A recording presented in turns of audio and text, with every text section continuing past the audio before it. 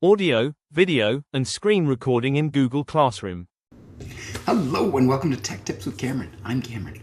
We know that for many students and parents, a wall of text inside of Google Classroom can be very overwhelming. Sometimes they just need to hear your voice. The good news, you no longer need extra extensions to do this. Google Classroom has just unlocked some features that are going to allow us to do some different types of recording. Today, I'm going to show you 3 ways you can use video and audio to make your classroom more accessible and more human. Let's get started. First up, the stream. Let's say we have a quick reminder about tomorrow's field trip or a morning greeting for a student who's away on vacation. Here's what we can do.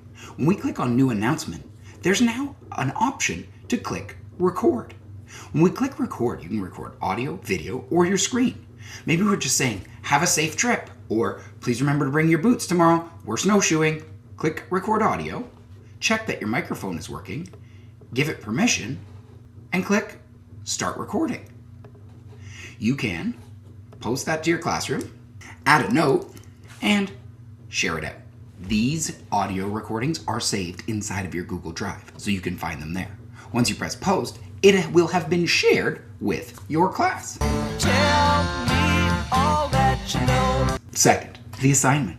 We've all had that moment where we had to post a complex PDF or a slide deck, and we know students are going to get stuck on slide 3. Instead of writing a paragraph of instructions, click Add and choose Record Screen. This is built right into Classroom now. Let me show you. I'm going to pick my file and click Record Screen. Pick the tab that you want to share. You can also share a window or the entire screen.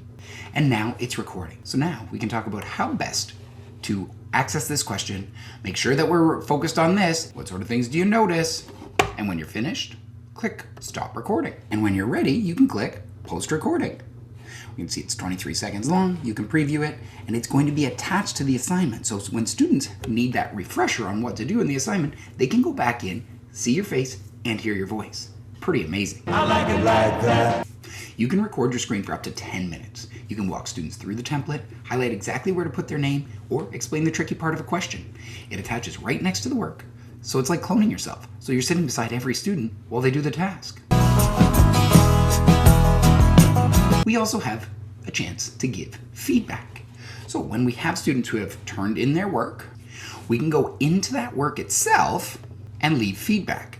Inside of student work, we can see here that we can also leave feedback by giving comments, audio feedback, video feedback, or again, record a screen so we could have their work up and point out exactly what was right and what was wrong with it.